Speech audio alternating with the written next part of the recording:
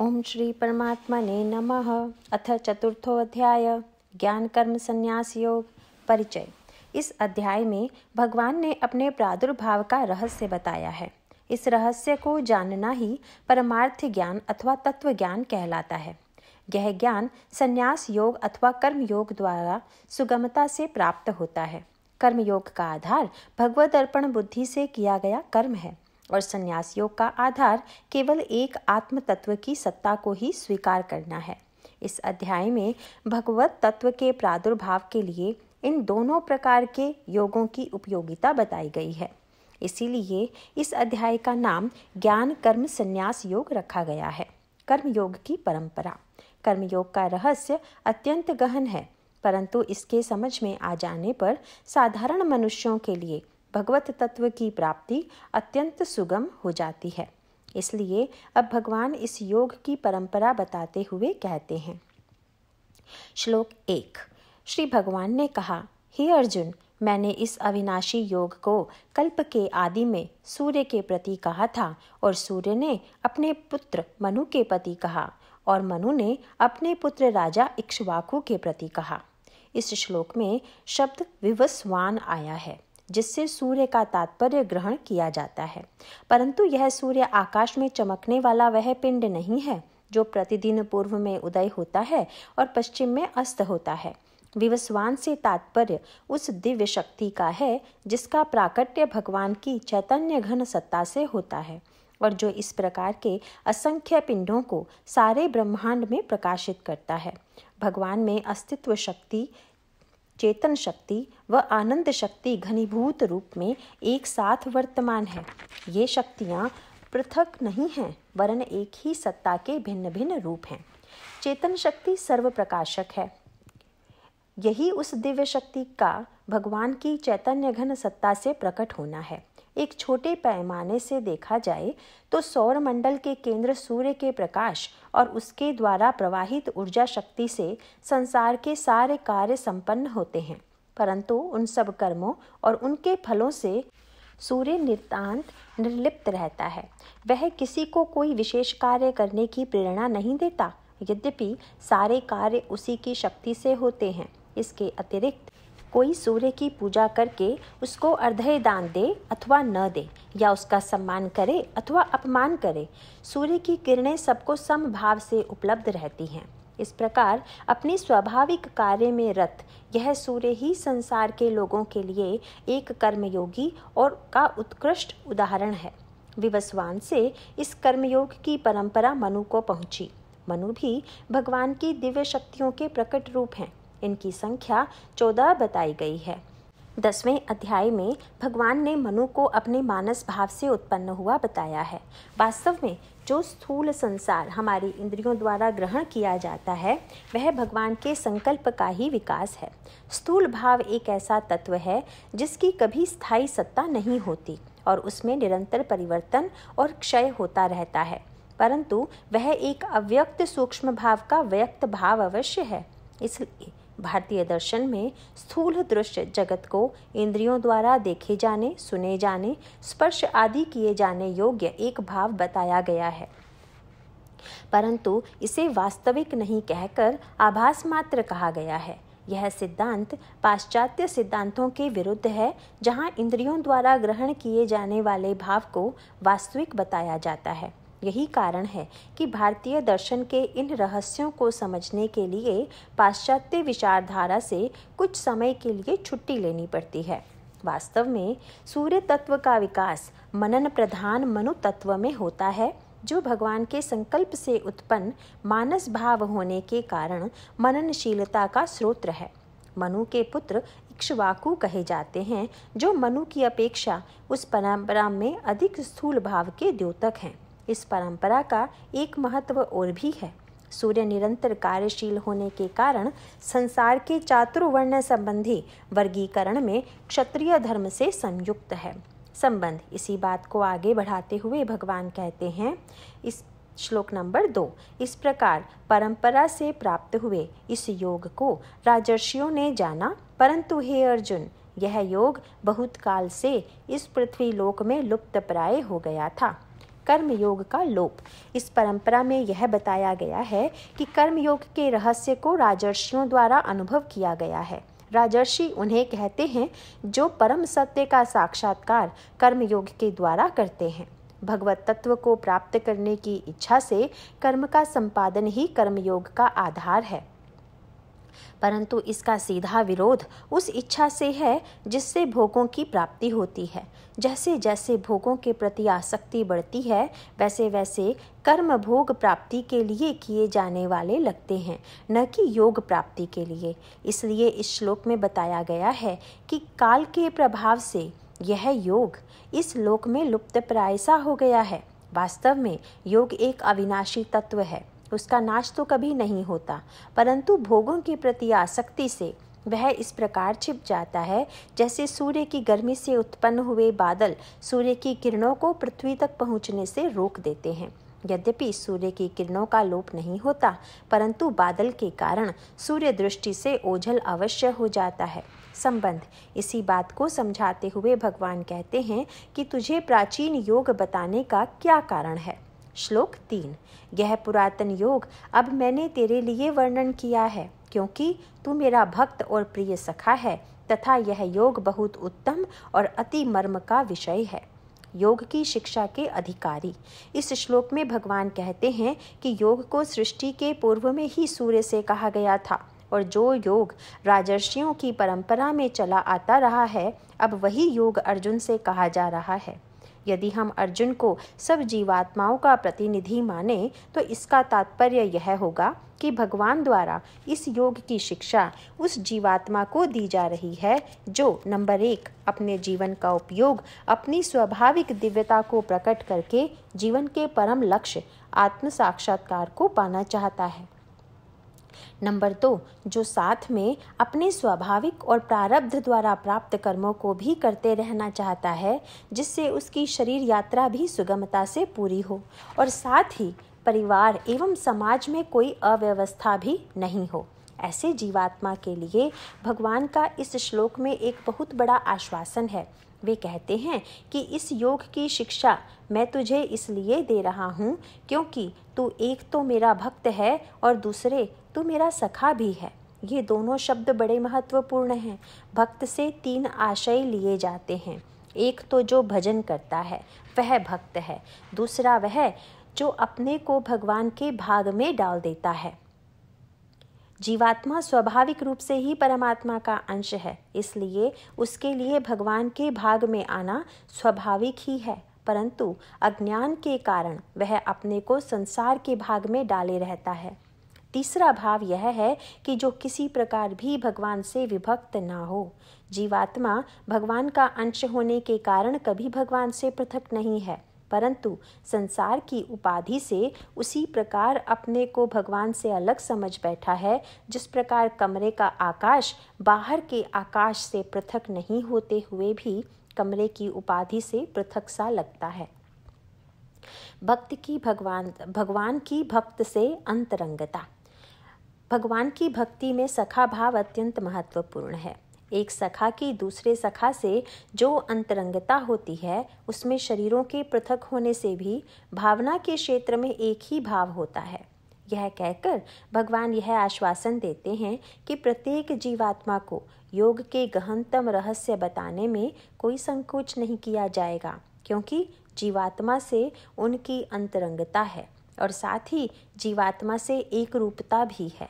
संबंध भगवान के यह कहने पर कि इस योग का उपदेश पहले सूर्य, मनु एवं इक्ष्वाकु को किया गया था, अर्जुन को कुछ शंका हुई, क्योंकि भगवान तो अर्जुन के समक्ष इस समय प्रकट हैं। अतः इस शंका को व्यक्त करते हुए अर्जुन कहते हैं। श्लोक 4। अर्जुन ने कहा, हे भगवान, आपका जन्म तो आधुनिक अर्थात अब हुआ है और सूर्य का जन्म बहुत पुराना है, इसलिए इस योग को कल्प के आदि में आपने कहा था, यह मैं कैसे जानूं? यह शंका स्वाभाविक ही हर जिज्ञासु के हृदय में उठ सकती है, क्योंकि भगवान का प्राकट्य चाहे किसी रूप में हो, जिज्ञासु अपने आप को काल के विभाग से बंधा हुआ मानता है और उसके संबंध के कारण भगवान से अपने संपर्क को भी काल के अधीन समझता है। यह जीवात्मा की एक स्वाभाविक शंका है। संबंध। अब इसका उत्तर देते हुए भगवान कहते हैं। श्लोक 5। श्री भगवान ने कहा, हे अर्जुन, मेरे और तेरे बहुत से जन्म हो चुके हैं, परंतु हे परंतप, उन सबको तू नहीं जानता और मैं जानता हूँ। आत्मा शाश्वत जीवन तत्व। इस संदर्भ में दूसरे अध्याय के 12वें श्लोक में भगवान पहले भी कह चुके हैं कि न तो ऐसा ही है कि मैं किसी काल में नहीं था या तू नहीं था अथवा ये राजा लोग नहीं थे। ऐसा कहकर भगवान ने परमात्मा और जीवात्मा की अनादिता और नित्यता का प्रतिपादन पहले ही कर दिया है। अब इस श्लोक द्वारा भगवान योग संबंधी पहला रहस्य प्रकट करते हैं कि परमात्मा सर्वज्ञ है, अर्थात उसका ज्ञान अनंत है, और जीवात्मा अल्पज्ञ अर्थात सीमित ज्ञान वाला है। एक शायर की उक्ति है, वह एक बूंद जो फैलाव में समंदर थी, उलझ के रह गई मिट्टी के चंद जर्रों में। इसीलिए पहले होने वाले सभी जन्म परमात्मा के ज्ञान में प्रत्यक्ष की भांति हैं, परंतु जीवात्मा केवल अपने इस जन्म को ही जानता है। जन्म और मृत्यु तो केवल शरीर की होती है, उसमें रहने वाला जीवात्मा तो नित्य है, परंतु शरीर के संबंध से अपने को जन्मने और मारने वाला मानता है। उदाहरण के रूप में यदि सोने के एक आभूषण को गलाकर दूसरा आभूषण बनाया जाए तो उसमें सोना तो वही रहता है जो पहले था, केवल उसके रूपांतर हो जाने से पहले वह आभूषण यदि कान में पहना जाता था तो अब उसको हार के रूप में गले में पहना जा रहा है। इस प्रकार जन्म और मरण तो नाम और रूप का है, जो वास्तविक वस्तु है उसका न जन्म है न मरण। इसी संबंध में एक शायर की उक्ति है, मौत को कुछ न मिला चंद अनासिर के सिवा, जिंदगी अपनी जगह है कहीं आई न गई। भगवान शाश्वत जीवन तत्व हैं, वही जब अपने प्राकट्य के लिए नाम और रूप धारण करते हैं तब नाम और रूप से संबंध हो जाने के कारण उस सीमित अस्तित्व को जीवात्मा कहा जाता है। संबंध। यहाँ भगवान ने अपने जन्मों और अर्जुन के जन्मों में एक भेद का प्रतिपादन करते हुए बताया है कि मैं तो अपने सब जन्मों को जानता हूँ, परंतु तू उन सबको नहीं जानता। यहाँ यह शंका उठ सकती है कि इस प्रकार इन दोनों के जन्मों में भिन्नता का क्या कारण है। इसको समझाते हुए भगवान कहते हैं। श्लोक 6। मैं अविनाशी स्वरूप अजन्मा होने पर भी तथा सब भूत प्राणियों का ईश्वर होने पर भी अपनी प्रवृत्ति को अधिष्ठित करके योग माया से प्रकट होता हूँ। भगवान के प्राकट्य की विलक्षणता। यहाँ भगवान ने अपनी असीम सामर्थ्य के 3 महत्वपूर्ण रूप दिखाए हैं। नंबर 1, भगवान अजन्मा है। नंबर 2, भगवान अव्यय आत्मा है। और नंबर 3, भगवान समस्त प्राणियों के ईश्वर हैं। नंबर 1, भगवान अजन्मा है। जैसा ऊपर कह चुके हैं कि आत्मा का जन्म नहीं होता, वह नित्य वस्तु है। जैसे किसी गहने के रूप में प्रकट होने पर वह सोने का जन्म नहीं कहा जाता है, बल्कि उस गहने का निर्माण ही कहा जाता है। नंबर 2, आत्मा भगवान अव्यय आत्मा है। आत्मा में किसी प्रकार भी क्षय या विनाश की क्रिया संभव नहीं है, इसलिए भगवान का मरण नहीं होता। ऊपर के उदाहरण को लेते हुए गहने से दूसरा गहना बना लेने पर पहले गहने का रूप बदल जाता है, परंतु सोना ज्यों का त्यों रहता है। नंबर 3, भगवान समस्त प्राणियों के ईश्वर हैं। रचना करने वाले और शासन करने वाले को ईश्वर कहते हैं। समस्त प्राणियों की रचना और उनका नियंत्रण भगवान के हाथ में है, परंतु समस्त प्राणियों का नियंत्रण भगवान की जिस शक्ति द्वारा होता है उसे भगवान की माया अथवा प्रकृति कहते हैं। समस्त प्राणी इस प्रकृति के अधीन इसलिए हैं क्योंकि प्रकृति ही प्राणियों को नाम और रूप प्रदान करने वाली शक्ति है। प्राणी जो भी वासना युक्त कर्म करते हैं उनके आधार पर भगवान की शक्ति से परिचालित प्रकृति द्वारा उन्हें नाम और रूप दिया जाता है। यह बताने के बाद भगवान कहते हैं कि मैं इसी प्रकृति को अपने अधीन करके जैसी आवश्यकता होती है उसी प्रकार से अपने को प्रकट करता हूँ। यद्यपि परमात्म तत्व एक विलक्षण तत्व है और उसकी उपमा किसी भी भौतिक पदार्थ से देना संभव नहीं है, परंतु कुछ सीमित अर्थों की व्याख्या के लिए ऐसे बताया जाता है कि सागर अपने को व्यक्त करने के लिए छोटी बड़ी और विभिन्न आकार वाली लहरों के रूप में प्रकट होता है, परंतु वे लहरें निरंतर सागर से ही उत्पन्न होते हुए भी सागर में ही विलीन हो जाती हैं और उनके कारण सागर के परिमाण और प्रतिष्ठा में कोई अंतर नहीं पड़ता। इसी प्रकार भगवान का अपनी योगमाया द्वारा प्रकट होने से उनकी महिमा और प्रतिष्ठा में कोई अंतर नहीं पड़ता। जीवात्मा द्वारा शरीर धारण इसलिए किया जाता है जिससे पहले से किए हुए वासना युक्त कर्मों के भोगों का भुगतान हो सके, परंतु भगवान के प्राकट्य में ऐसा कोई हेतु नहीं है। संबंध। यहाँ यह प्रश्न उठता है कि यह तो स्पष्ट ही है कि भगवान का प्राकट्य किसी कर्म के भुगतान के हेतु नहीं होता है, तो फिर भगवान का प्राकट्य किस कारण से होता है? इसको बताते हुए भगवान घोषणा करते हैं। श्लोक नंबर 7। हे भारत, जब जब धर्म की हानि और अधर्म की वृद्धि होती है तब तब ही मैं अपने रूप को रचता हूँ अर्थात प्रकट करता हूँ। भगवान के प्राकट्य का कोई नियम नहीं होते हुए भी भगवान कहते हैं कि जब जब धर्म की हानि होती है और अधर्म की वृद्धि होती है तब तब सृष्टि में अव्यवस्था फैल जाती है। धर्म से तात्पर्य किसी मत विशेष, संप्रदाय विशेष या कृत्य विशेष से नहीं है। धर्म वह शक्ति है जिसके धारण करने से मानवता और सुव्यवस्था का बाधा रहित परिपालन हो सके। यह दुर्भाग्य का विषय है कि धर्म का एक संकुचित अर्थ लेते हुए धर्म बाहरी चिन्हों और आचरणों पर अवलंबित समझा जाने लगा। वास्तव में धर्म का संबंध मनुष्य की भावना से है और धर्म वह शक्ति है जिसके सहारे मनुष्य अपना उत्तरोत्तर आत्मिक विकास करते हुए अपने असीम अस्तित्व को प्राप्त कर लेता है। यही दिव्यता का व्यक्त होना है। जब मनुष्य की साधारण रुचि इस ओर से विमुख हो जाती है तब अधर्म का उत्थान होने लगता है। यही वह हेतु बनता है जिसके कारण भगवान अपने को प्रकट करते हैं। वे अपने को किस रूप में प्रकट करें और धर्म की स्थापना के लिए कैसे क्रियाशील हों, यह तो वही जानते हैं, परंतु यह एक आश्वासन है जिसका सहारा लेकर हम बड़ी से बड़ी विपत्तियों के बीच में अपने को धर्म के पथ पर स्थिर रख सकते हैं। संबंध। इसी बात को आगे बढ़ाते हुए भगवान कहते हैं। श्लोक नंबर 8। क्योंकि साधु पुरुषों का उद्धार करने के लिए और दूषित कर्म करने वालों का नाश करने के लिए तथा धर्म संस्थापना के लिए मैं युग युग में प्रकट होता हूँ। साधु पुरुषों का संरक्षण व पाप का नाश, इसमें दो अत्यंत सार गर्भित शब्द आए हैं। एक है साधु पुरुषों का उद्धार और दूसरा है पाप कर्म करने वाले का विनाश। जैसे पहले कहा जा चुका है, शरीर का अस्तित्व केवल सूक्ष्म शक्तियों की अभिव्यक्ति पर ही आधारित है। साधु पुरुष वे होते हैं जिनमें दैवी शक्तियों का प्राकट्य अधिक होता है और पाप कर्म करने वाले वे होते हैं जिनमें इन वृत्तियों का विरोध होता है। केवल शरीरों के संरक्षण और नाश से इन वृत्तियों का संरक्षण अथवा नाश नहीं होता। भगवान के प्राकट्य से जहाँ दैवी शक्ति को ओज और बल मिलता है, वहीं साथ ही आसुरी वृत्तियों का नाश होता है। सत्संग की व्याख्या करते हुए गोस्वामी तुलसीदास जी कहते हैं, मज्जन फल पेखिय तत्काला काक होई पिक बकहु मराला। अर्थात सत्संग रूपी गंगा में स्नान करने से कर्कश स्वर बोलने वाला कौवा भी मधुर स्वर वाली कोयल बन जाता है और कीड़े खाने वाला बगुला भी मोती चुगने वाला हंस बन जाता है। भगवान के प्राकट्य से यह प्रक्रिया और भी प्रभावशाली हो जाती है।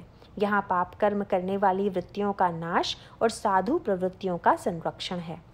धर्म की स्थापना के यही मुख्य स्तंभ हैं और भगवान का यह आश्वासन है कि इन कार्यों को करने के लिए न कोई काल की अवधि है और न ही किसी विशेष अवसर की आवश्यकता है। संबंध। भगवान का प्राकट्य और उनके द्वारा अपने प्रभाव को वर्णन करने की यह प्रक्रिया किस प्रकार की होती है और उसको जानने का क्या फल है, यह बताते हुए भगवान कहते हैं। श्लोक 9। इसीलिए हे अर्जुन, मेरा यह जन्म और कर्म दिव्य अर्थात अलौकिक हैं। इस प्रकार जो पुरुष तत्व से जानता है वह शरीर को त्याग कर फिर जन्म को प्राप्त नहीं होता, किंतु मुझे ही प्राप्त होता है। भगवान के जन्म व कर्म को दिव्य जानने से भगवत प्राप्ति इस श्लोक में भगवान ने अपने प्रकट होने को और साधु प्रवृत्तियों के संरक्षण और पाप प्रवृत्तियों के विनाश को दिव्य कर्म बताया है। दिव्यता का संबंध स्वयं प्रकाश रूपता से है। एक छोटे स्तर पर हम दीपक को प्रकाश का स्रोत समझते हैं और वह अपने प्रकाश से प्रकाशित होता है, परंतु जिस वस्तु पर भी वह प्रकाश डालता है वह वस्तु भी प्रकाशित हो जाती है, यद्यपि उस वस्तु में अपना प्रकाश नहीं होता। इसी प्रकार भगवान का प्राकट्य स्वयं प्रकाश रूप है और वह दूसरों को भी प्रकाशित करता है। यही उसकी दिव्यता है। शरीर की किसी काल में भी सत्ता नहीं मानी जाती है, यह केवल आभास है, परंतु इस आभास के पीछे जो सूक्ष्म तत्व है वह तत्व दिव्य है। जो मनुष्य शरीर के आभास से ऊपर उठकर इसके पीछे छिपी दिव्यता, जो भगवान की दिव्यता का एक छोटा सा अंश है, को जानने लगता है, वह स्वयं उस दिव्यता से एकाकार हो जाता है। इसीलिए भगवान यह कहते हैं कि जो मेरे जन्म और कर्म की दिव्यता को तत्व से जान जाता है वह शरीर को त्याग कर फिर जन्म को प्राप्त नहीं होता, अर्थात नाशवान से अपना संबंध तोड़कर अविनाशी से अपने अस्तित्व को जोड़ देता है। कर्मों को योग बना देने पर कर्म दिव्य बन जाते हैं और भगवत प्राप्ति का साधन बन जाते हैं। इस संबंध में अवतारवाद के विषय में विविध प्रकार की धारणाएं प्रचलित हैं। कोई कहता है कि भगवान मनुष्य शरीर धारण करते हैं और कोई कहता है कि भगवान के लिए मनुष्य शरीर धारण करना अपने को सीमित कर लेना है। परंतु इसे समझने के लिए एक उदाहरण दिया जाता है। अनुमान करें कि कोई नाटक हो रहा है। उसमें भाग लेने वाले व्यक्ति विविध रूप धारण कर नाटक के पात्र बने हुए हैं, परंतु कभी कभी नाटक का निर्देशक स्वयं मंच पर अपने ही द्वारा प्रस्तुत नाटक का कोई भी पात्र बन जाता है। यह आवश्यक नहीं कि निर्देशक सदा नायक का ही नाट्य करे अथवा किसी महत्वपूर्ण भूमिका पर ही नाटक में आए। वह कौन सी भूमिका करे इसका निर्णय वह स्वयं करता है, परंतु अन्य पात्र वह भूमिका करते हैं जो नाटक का निर्देशक उनके लिए निश्चित करता है। यदि नाटक में महाभारत का कोई अंश दिखाया जा रहा है तो ऐसा नहीं होगा कि नाटक करने वाले पात्र वास्तव में दुर्योधन या युधिष्ठिर या अन्य कोई व्यक्ति बन गए हों, और न ऐसा ही होता है कि नाटक का निर्देशक सदैव श्री कृष्ण की ही भूमिका करे। यहाँ तो केवल विभिन्न पात्रों की अभिव्यक्ति मात्र होती है, परंतु वे पात्र वास्तविक नहीं होते। जिस प्रकार नाटक प्रकट दिखता हुआ भी वास्तविक नहीं होता, उसी प्रकार संसार व मनुष्य शरीर की वास्तविक सत्ता नहीं है। वे कुछ समय के लिए एक विशेष रूप में प्रकट होते हैं, पर प्रतिक्षण इनमें परिवर्तन होता रहता है। भगवान के अवतरण को यदि इस दृष्टि से समझा जाए तो किसी प्रकार की कोई शंका नहीं रहती, परंतु मनुष्य शरीर को वास्तविक समझने के कारण तरह तरह की शंकाएं उठती हैं।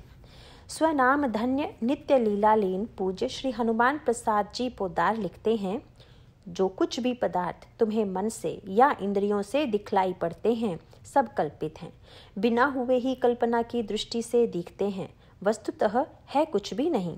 इसके बाद निश्चय करो कि स्थूल शरीर नहीं है, फिर निश्चय करो कि इंद्रियां नहीं हैं, तदंतर मन बुद्धि का भी निश्चय के द्वारा ही अभाव कर दो। जब इतना हो जाए तो निश्चय करने वाली वृत्ति को भी छोड़ दो। यही परमात्मा का स्वरूप है। सबके सर्वथा मिट जाने पर जो बचा रहता है, जिसे मिटाने वाला कोई नहीं रहता, वही सत्स्वरूप है। समस्त ब्रह्मांड का सृष्टा और ब्रह्मांड का दर्शन सब एक परमात्मा ही है, और उस परमात्मा से तुम सर्वथा अभिन्न हो, ऐसा निश्चय करके अपने आप को परमात्मामय बना लो। कल्याण वर्ष 63 संख्या 4 संपादकीय। इस श्लोक में इसी प्रक्रिया का संकेत है। जो भगवान के जन्म और कर्म को तत्व से दिव्य जान लेता है वह परमात्मा को ही प्राप्त होता है।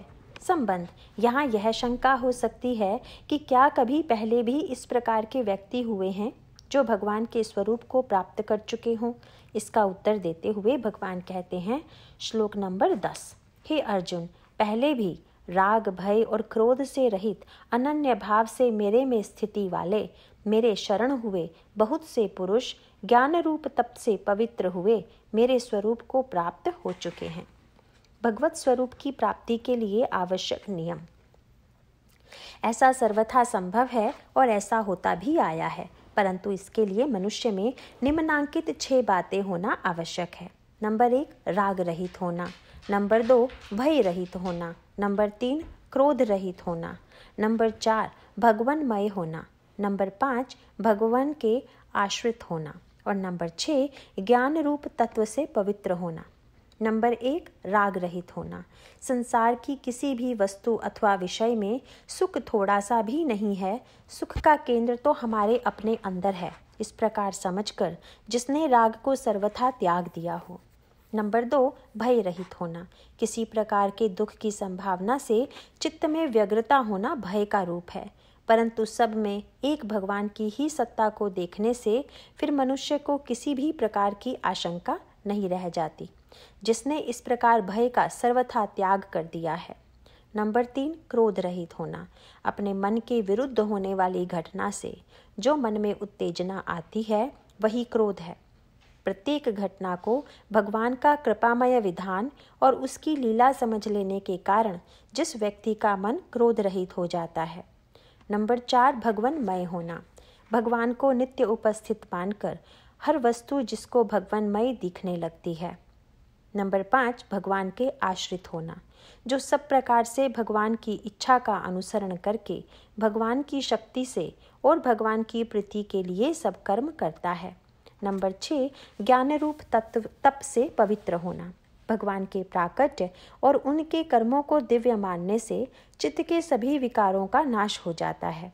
जिस व्यक्ति के समस्त कर्म इस प्रकार दिव्य हो जाते हैं, ऐसे व्यक्ति पहले भी भगवान के स्वरूप को प्राप्त कर चुके हैं। इस प्रकार भगवान की दिव्यता को हर समय अपने साथ साथ मानकर संसार में रहने से मनुष्य को भगवान की प्राप्ति हो जाती है। संबंध।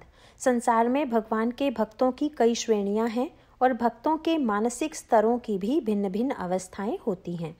यह जिज्ञासा उठनी स्वाभाविक है कि क्या हर भक्त को भगवान एक ही रूप में मिलते हैं, और यदि ऐसा नहीं है तो किन किन रूपों में भगवान उनके सामने प्रकट होते हैं।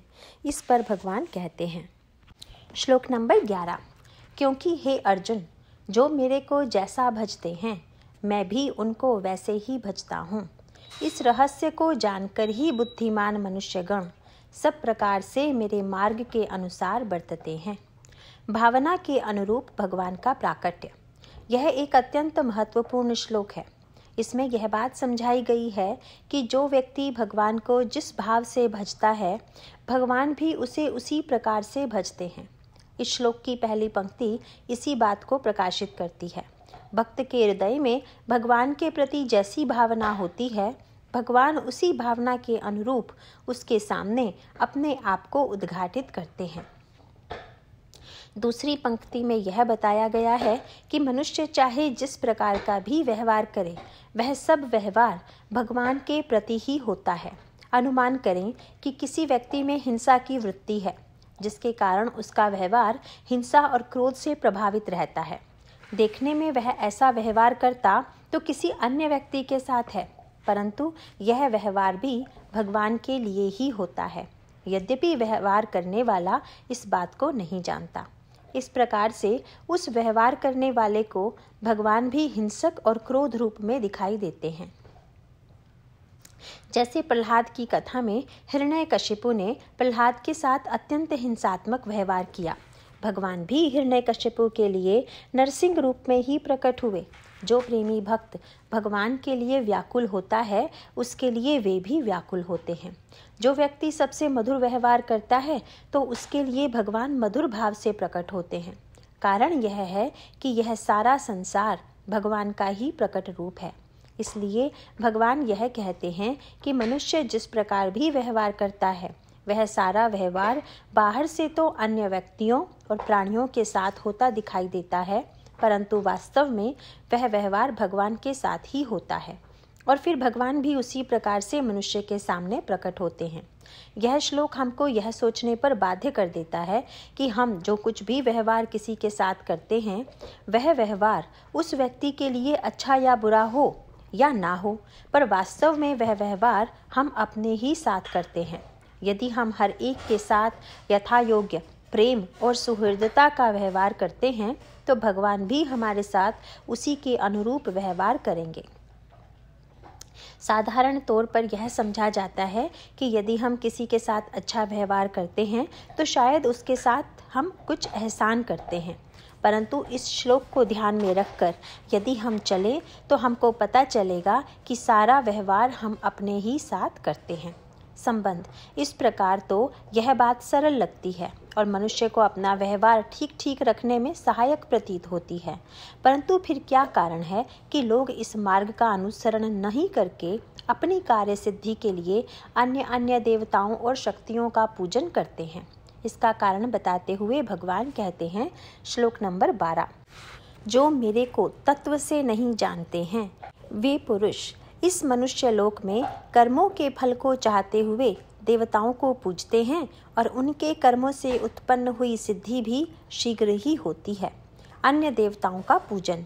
यदि पिछले श्लोक के रहस्य को समझ लिया जाए तो हम अपने कल्याण के लिए अपने ही हाथ में उपाय समझकर अपने व्यवहार को भली प्रकार नियोजित कर सकते हैं। अधिकांश मनुष्य जैसे तैसे अपनी कार्य सिद्धि को चाहते हैं, परंतु वे अपने व्यवहार को भूल जाते हैं। अपने कामों में सिद्धि के लिए यह देखा जाता है कि मनुष्य विभिन्न लौकिक अथवा अलौकिक शक्तियों की उपासना और पूजन इत्यादि करते हैं, क्योंकि सांसारिक भोगों से सुख की आशा होने से वे अपने पारमार्थिक सुख पर विचार करने के लिए समय नहीं दे पाते। लौकिक और पारलौकिक शक्ति द्वारा कदाचित उनके इष्ट कार्य की सिद्धि हो जाती है, चाहे उनमें उनका वास्तविक कल्याण हो या ना हो।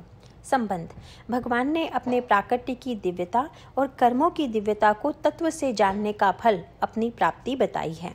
कर्मों की दिव्यता का विषय स्पष्ट करते हुए कहते हैं, श्लोक 13, तथा हे अर्जुन, गुण और कर्मों के विभाग से ब्राह्मण, क्षत्रिय, वैश्य और शूद्र मेरे द्वारा रचे गए हैं। उनके कर्ता मुझ अविनाशी परमेश्वर को तू अकर्ता ही जान। वर्ण व्यवस्था। इस श्लोक में वर्ण व्यवस्था का वर्णन करते हुए दो बातें भगवान स्पष्ट करते हैं। नंबर 1, चारों वर्णों की रचना गुण और कर्म के विभाग से भगवान द्वारा की गई है। नंबर 2, यह गुण और कर्म का विभाग ही भगवान का दिव्य कर्म है, परंतु इस कार्य के पीछे, इस कर्म के पीछे उनका किसी प्रकार का कर्तापन, विषमता अथवा किसी विशेष प्रकार की इच्छा का भाव नहीं है, वरन केवल मनुष्यों के कल्याण का ही भाव है।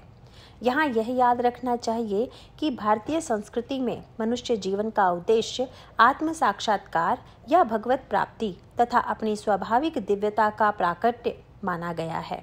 इस उद्देश्य की प्राप्ति के लिए मनुष्य के जीवन के लिए जिस अनुशासन में रहना अनिवार्य है, उसके मुख्य स्तंभ हैं वर्ण और आश्रम। परंतु ये वर्ण और आश्रम केवल उन मनुष्यों के लिए हैं जो अपने जीवन का सही उद्देश्य जानते हैं और उसको पाने के लिए प्रयत्नशील हैं। जिनके लिए सांसारिक भोगों की प्राप्ति ही जीवन का लक्ष्य है, उनका तो एक ही वर्ण है और वह है भोग। परंतु जो अपने वास्तविक स्वरूप को जानने के इच्छुक हैं, उनको अपने स्वाभाविक गुणों की पहचान द्वारा उन गुणों के अनुरूप कर्म का निश्चय कर लेना चाहिए। यही गुण और कर्मों का विभाग है।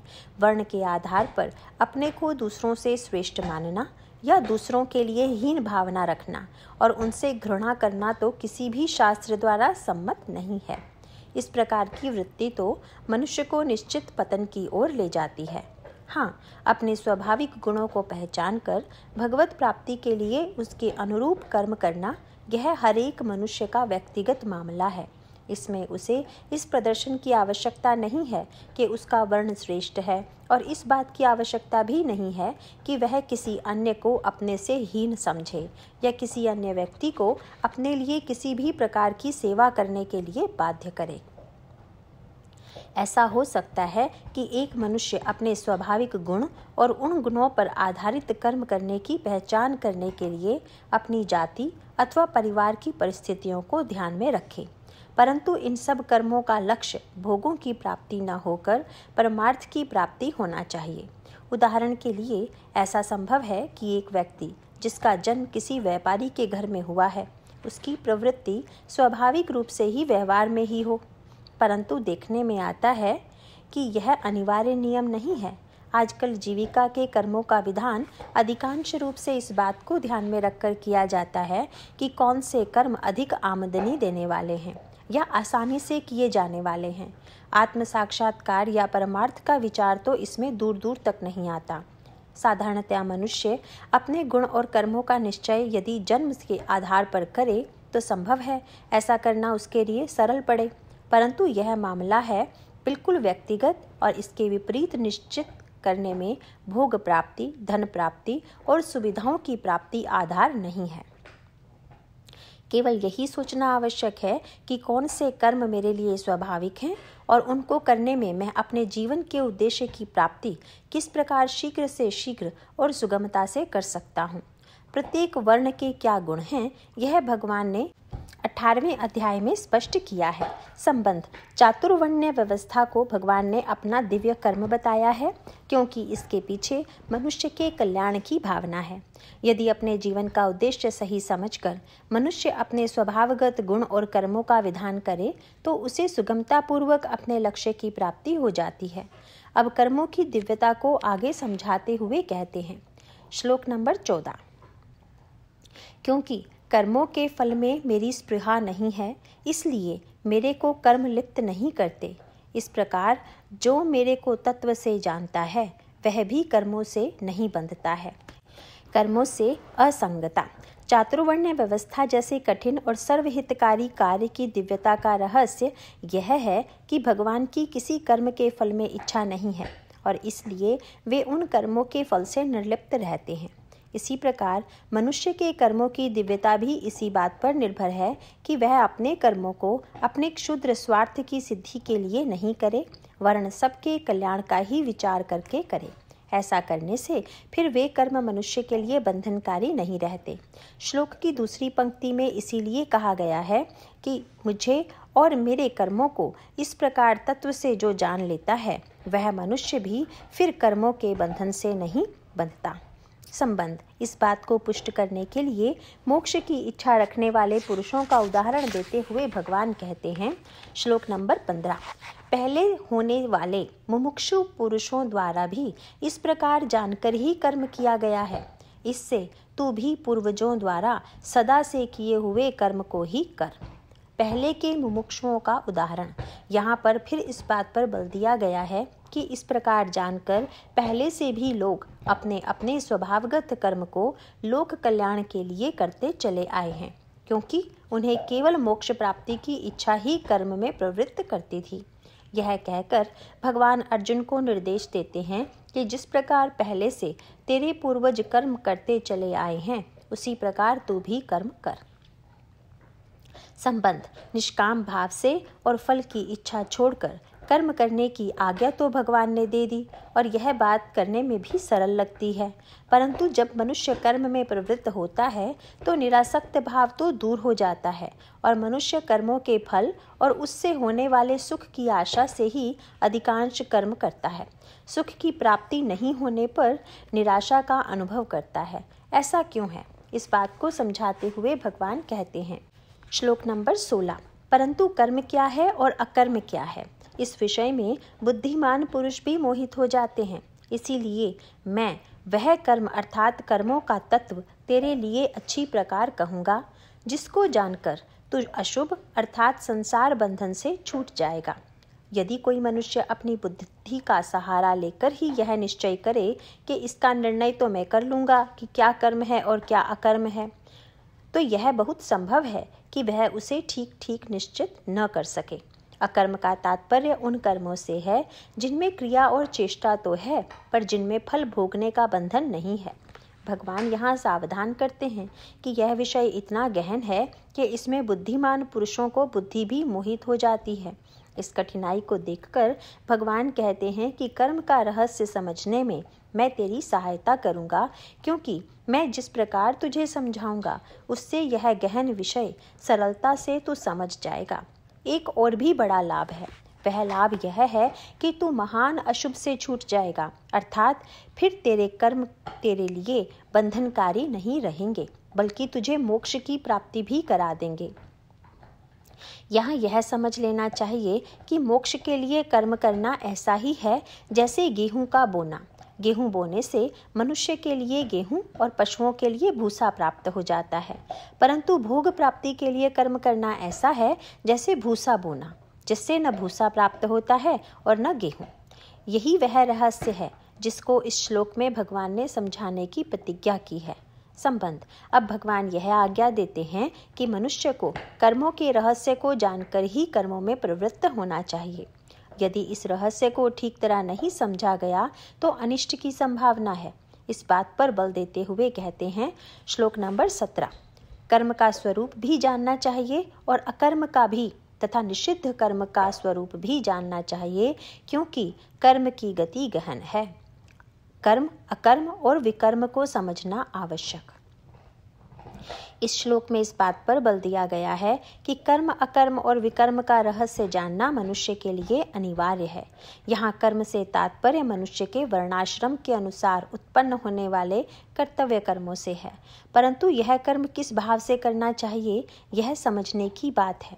इसी प्रकार विकर्म से तात्पर्य विपरीत अथवा निषिद्ध कर्म करने से है, और यह भी जानना आवश्यक है कि एक कर्म एक परिस्थिति में तो कर्तव्य और दूसरी परिस्थिति में वही विपरीत कर्म हो जाता है, इसलिए इसको भी भली भांति समझना चाहिए। अकर्म से साधारणतया यह समझा जाता है कि कर्म न करना अकर्म है, परंतु ऐसा नहीं है। कभी कभी कर्म न करने का भी विपरीत फल होता है, और यदि उचित भाव से कर्म किया जाए तो वह कोई फल न देने के कारण कर्म होते हुए भी अकर्म जैसा हो जाता है। इन सब भेदों को भली प्रकार समझने के लिए बड़े गहन विचार की आवश्यकता है, इसलिए कर्मों की गति को गहन बताया गया है। इससे यह नहीं समझना चाहिए कि चूंकि कर्मों की गति बहुत गहन है इसलिए कदाचित यह समझना हमारे लिए असंभव है, और आवश्यकता पड़ने की परिस्थिति के अनुसार जैसा समझ में आए वैसा कर्म कर लेना चाहिए। इस भाव के प्रति सावधान करते हुए भगवान कहते हैं कि कर्म, अकर्म और विकर्म के रहस्य को पहले से ही भली प्रकार विचार कर लेना चाहिए। अब उस विचार के आधार को अगले श्लोक में स्पष्ट करते हुए भगवान कर्म का तत्व समझाते हैं। श्लोक नंबर 18, जो पुरुष कर्म में अकर्म देखता है और अकर्म में कर्म देखता है वह पुरुष मनुष्यों में बुद्धिमान है, और वह योगी संपूर्ण कर्मों का करने वाला है। कर्म में अकर्म, अकर्म में कर्म, कर्म के विषय में यह श्लोक अत्यंत महत्वपूर्ण है।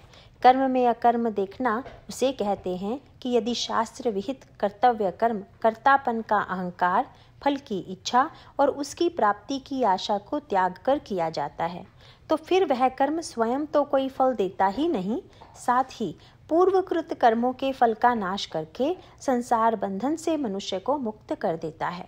इसलिए कर्मों को इस प्रकार करने वाला बुद्धिमान कहा गया है, जो कर्म करते हुए भी उसके बंधन में नहीं बंधता। परंतु यह आवश्यक नहीं है कि कर्म न करने से हम कर्म के फल से मुक्त हो जाएंगे, बल्कि कर्तव्य को न करने से मनुष्य उस कर्तव्य के न करने के फल से बंध सकता है। जो मनुष्य इस रहस्य को जान जाता है वह कर्मों में प्रवृत्त होकर भी उनके फल से नहीं बंधता, और जब उसे कर्मों का त्याग करना होता है तो वह उस त्याग को भी इसी प्रकार करता है जिससे वह त्याग वैराग्य का रूप बन जाए और वह मनुष्य को इसी जन्म में जीवन मुक्त कर सकता है। इसलिए ऐसे मनुष्य को योगी कहा गया है और उसे समस्त कर्मों के करने का सुपात्र बताया गया है, क्योंकि उसने कर्म के रहस्य को और कर्मों के त्यागने के रहस्य को भली प्रकार समझ लिया है। इस बात को समझने में कुछ कठिनाई इसलिए होती है क्योंकि बहुत से मनुष्यों को कर्म के विषय में स्पष्ट बोध नहीं होता। वे कर्म को क्रिया मात्र समझते हैं, परंतु यथार्थ में मोटे रूप से कर्म के 3 अंग होते हैं। पहला अंग तो कर्म का प्रेरक विचार है, दूसरा अंग उस कर्म को संपन्न करने की क्रिया और उससे संबंधित विविध चेष्टाएं हैं, तीसरा अंग उस कर्म का फल या उसका परिपाक है। इन तीनों को विस्तार से जानने की आवश्यकता है जिससे यह निश्चय हो सके कि कर्म में अकर्म देखना क्या है। कर्म का प्रेरक विचार कर्तव्य भी हो सकता है और कामना भी। कभी कभी अनिच्छा होते हुए भी शरीर की आवश्यकताएं जैसे भूख, प्यास, मलमूत्र का वेग आदि भी प्रेरक बन जाते हैं, कर्म के इस अंग में से कामना का पुट निकाल देने से कर्म का रूप अकर्म बन जाता है। क्रिया या कर्म संबंधी चेष्टा का कभी त्याग नहीं हो सकता। इसके त्याग से निष्क्रियता बनती है, जो स्वयं किसी न किसी परिणाम को जन्म देती है। इसीलिए इनके त्याग को अकर्म समझना भारी भूल है। यह त्याग अकर्म नहीं, वरन इसका रूप स्वयं कर्म का ही होता है। बहुधा विकर्म या विपरीत कर्म इस भूल से ही उत्पन्न होते हैं। प्रत्येक क्रिया अथवा निष्क्रियता का जो परिणाम होता है वही उसका फल है। कर्म के फल को भगवान को समर्पण कर देने से भी किए गए कर्म का रूप अकर्म का ही हो जाता है। भगवान को समर्पित कर देने के बाद कर्म फल को प्रसाद के रूप में ग्रहण किया जाता है, उपभोग के लिए नहीं। कर्म फल को प्रसाद रूप में उपयोग करने से यह कर्म भुने हुए बीज के समान हो जाता है।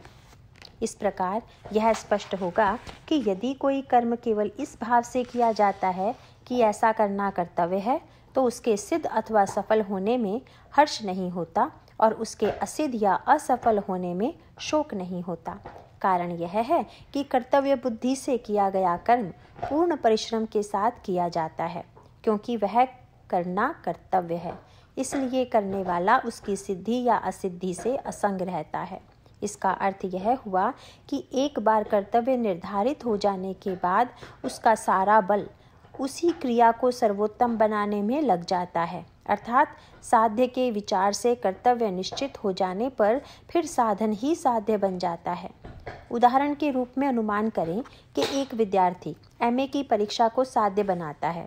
उसके लिए पुस्तकें एकत्र करने के बाद वह पूरी शक्ति से पढ़ाई पर जुट जाता है और वह प्रयत्न करता है कि पढ़ाई में कोई त्रुटि ना रह जाए। उसके लिए प्रारंभ में तो एमए की परीक्षा साध्य थी और पुस्तकों का अध्ययन साधन था, पर यह निश्चित होने पर उसने अध्ययन को ही साध्य बना लिया कि उसमें कोई कमी ना रह जाए।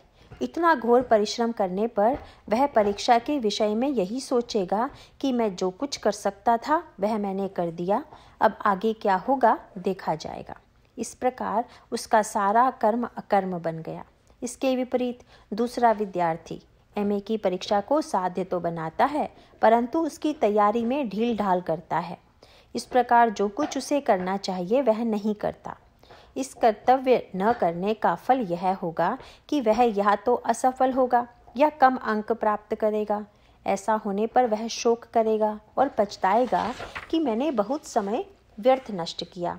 इस प्रकार उसने अपने अकर्म का फल मिलेगा और उसका अकर्म ही कर्म बन जाएगा। इस विवेचन से यही निष्कर्ष निकला कि जो व्यक्ति अपने कर्म के प्रति जागरूक है और बहुत सावधानी से कर्तव्य निश्चित करके कर्म करता है, उसके कर्म उत्कृष्ट कोटि के होते हुए भी अकर्म बन जाते हैं। इसलिए भगवान यह कहते हैं कि इस प्रकार कर्म करने वाला युक्त अथवा योगी कहा जाएगा और वास्तव में वही व्यक्ति कर्म करने योग्य है। संबंध अब इसके आगे 5 श्लोकों में यह बताया जाएगा कि कर्म में अकर्म का और अकर्म में कर्म का दर्शन करने वाले पुरुष उनसे असंग होने के लिए क्या करते हैं। श्लोक नंबर 19। हे अर्जुन, जिसके संपूर्ण कार्य कामना और संकल्प से रहित हैं, ऐसे उस ज्ञान रूप अग्नि द्वारा भस्म हुए कर्मों वाले पुरुष को ज्ञानी जन भी पंडित कहते हैं। ज्ञानाग्नि से दग्ध कर्म। इस श्लोक में जो महत्वपूर्ण शब्द आए हैं उनका तात्पर्य इस प्रकार है। नंबर 1 समारंभ, नंबर 2 काम संकल्प वर्जित, नंबर 3 ज्ञानाग्नि। नंबर 1 समारंभ अपने अपने वर्णाश्रम और परिस्थिति के अनुसार शरीर निर्वाह के योग्य जिन कर्तव्य कर्मों का शास्त्र में विधान किया गया है उनको करना समारंभ कहलाता है। नंबर 2 काम संकल्प वर्जित सांसारिक भोगों को प्राप्त करने के लिए जो इच्छा होती है उसे काम कहते हैं और इन भोगों को बार बार अपने सुख लाभ की इच्छा से विचार और स्मरण करने को संकल्प कहते हैं।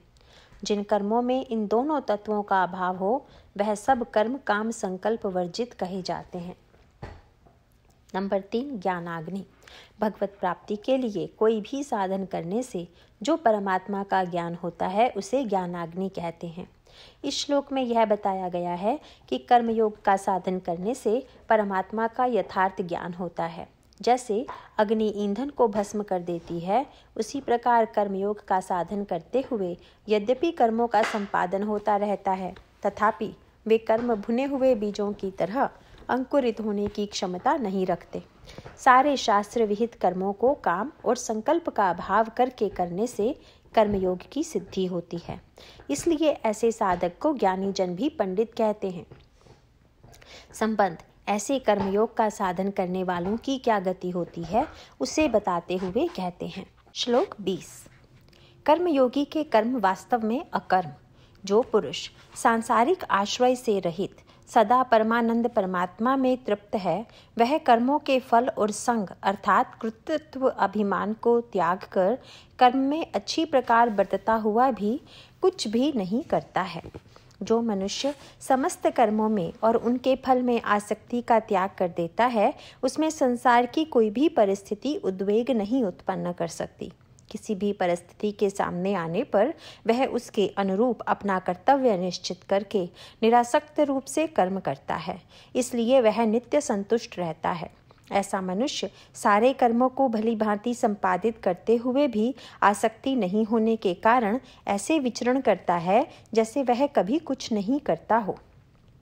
संबंध यहाँ एक बहुत सार्थक जिज्ञासा मन में उठती है कि यदि हम अपनी परिस्थिति के कारण शास्त्र द्वारा नियत यज्ञ दान आदि कर्म नहीं कर सकते और केवल शरीर निर्वाह के लिए ही आवश्यक शौच स्नान खान पान इत्यादि कर्म करने में ही हमारा सारा समय बीत जाता है, तो फिर कुछ करने के लिए सामर्थ्य भी नहीं रहती, तो क्या हम पाप के भागी होंगे?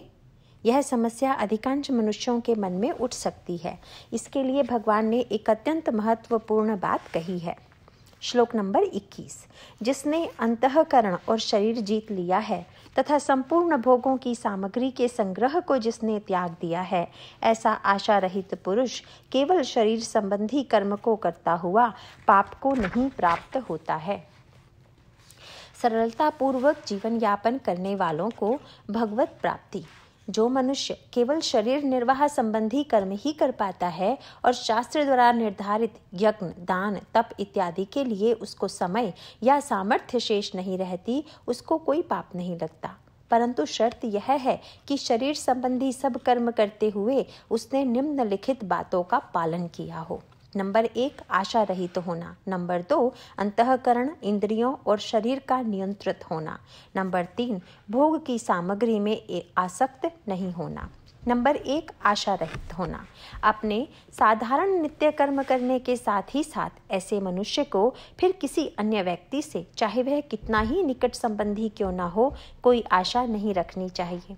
यदि मन में आशा होगी तो पूर्ण न होने पर मन में उद्वेग आएगा और उद्वेग की मात्रा के अनुपात में मनुष्य पाप का भागी होगा। नंबर 2 अंतःकरण इंद्रियों और शरीर का नियंत्रित होना। ऐसे व्यक्ति के लिए यह आवश्यक है कि वह अंतःकरण में वासनाएं नहीं उठने दे। आशा रहित होने पर वासनाओं का क्षय होना काफी सरल हो जाता है। इंद्रियों और शरीर को वश में रखने पर कोई कुचेष्टा नहीं होती, जिससे अन्य व्यक्तियों को कोई उद्वेग का अवसर नहीं मिलता। नंबर 3 भोगों की सामग्री में आसक्त नहीं होना। अंतःकरण को यदि वासनाओं से मुक्त कर लिया हो तो भोगों की सामग्री के प्रति स्वाभाविक रूप से ही कोई आकर्षण नहीं रहता। भारतवर्ष में ऐसे कई उदाहरण हैं जिनमें सीधे स्वभाव सरल व्यक्ति भजन ध्यान तथा उपासना आदि कुछ नहीं करते थे, पर वे केवल अपने नित्य कर्मों को सच्चाई के साथ करते रहते थे और उनको अनायास भगवत प्राप्ति हुई। स्वतंत्रता प्राप्ति से पहले महाराष्ट्र में एक छोटा सा राज्य था। उस राज्य के शासक के एक पूर्वज बहुत निर्धन थे। वे देवी के अनन्य उपासक थे, परंतु उनकी पत्नी सीधी सादी ग्रामीण महिला थी और अपने घर के कामकाज में ही लगी रहती थी। एक बार प्रसव काल आने पर वह बेचारी घर में बिल्कुल अकेली थी। उसके पति भी कहीं दूर गए हुए थे। उस समय देवी उसके पति की बहन के रूप में प्रकट हुई और उन्होंने प्रसव संबंधी सारे कार्य संपन्न किए। यद्यपि उसके पति प्रतिदिन देवी की आराधना करते थे, तथापि उनको देवी के दर्शन बाद में हुए। इस घटना का विवरण उक्त राज्य के शासक महोदय ने अपनी आत्मकथा में दिया है, जो संभवतः 1960 में प्रकाशित हुई थी। संबंध।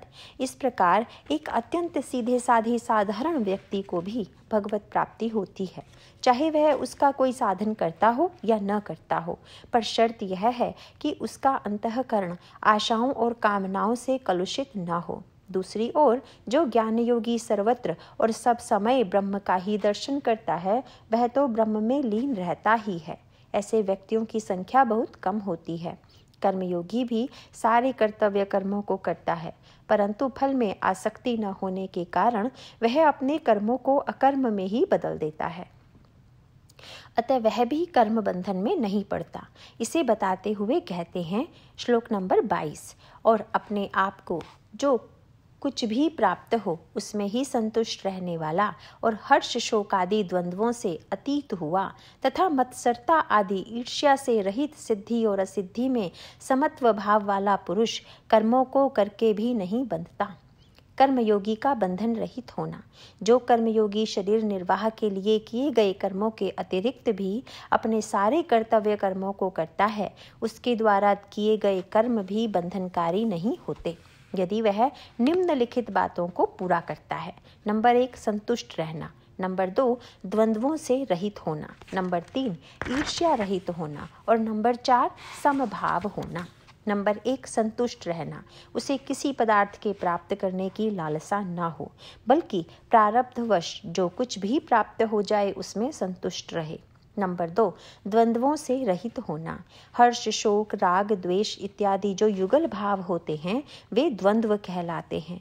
जिसके अंतःकरण में इनका अभाव हो वह द्वंद्वातीत कहलाता है। नंबर 3, ईर्ष्या रहित होना। किसी दूसरे की संपत्ति अथवा गुणों को देखकर कभी कभी मन में एक डाह का भाव उत्पन्न होता है, इसी को ईर्ष्या अथवा मत्सरता कहते हैं। कर्मयोगी में इसका भी अभाव होता है। नंबर 4, समभाव होना। सच्चा कर्मयोगी कार्य की सिद्धि हो या असिद्धि दोनों में अप्रभावित रहता है। संबंध। इस प्रकार ज्ञान योगी, कर्मयोगी और सीधे साधे सरल स्वभाव केवल जीविका के लिए कार्य करने वाले व्यक्तियों को पाप नहीं लगता और वे कर्म बंधन में नहीं बंधते। यहाँ यह प्रश्न उठता है कि क्या ऐसे व्यक्तियों के केवल वे ही कर्म बंधनकारी नहीं होते जो निष्काम भाव से किए गए हों? यदि ऐसा है तो उन कर्मों का क्या फल होता है जो इस प्रकार के व्यक्तियों द्वारा पहले वासना से प्रेरित होकर किए गए हों? इस संबंध में भगवान एक अत्यंत महत्वपूर्ण बात कहते हैं। श्लोक 23, क्योंकि आसक्ति से रहित ज्ञान में स्थित हुए चित्त वाले यज्ञ के आचरण करते हुए मुक्त पुरुष के संपूर्ण कर्म नष्ट हो जाते हैं। यज्ञ से संपूर्ण कर्म राशि विलीन। यदि कोई व्यक्ति केवल यज्ञ के संपादन के लिए कर्म करता हो तो उसके संपूर्ण कर्मों की राशि विलीन हो जाती है, पर ऐसा तब होता है जब वह आसक्ति, देहाभिमान और ममता से रहित हो और उसका चित्त निरंतर परमात्मा के ज्ञान में स्थित रहता हो। यहाँ यज्ञ का तात्पर्य केवल हवन रूपी क्रिया से ही नहीं है। सभी कर्तव्य कर्मों को स्वार्थ रहित बुद्धि से और समर्पण के भाव से विधि पूर्वक करना यज्ञ ही कहलाता है। संबंध। यहाँ यह प्रश्न उठता है कि यज्ञ कितने प्रकार के होते हैं। अतः अब 7 श्लोकों में यज्ञ के विषय में बताते हुए भगवान कहते हैं।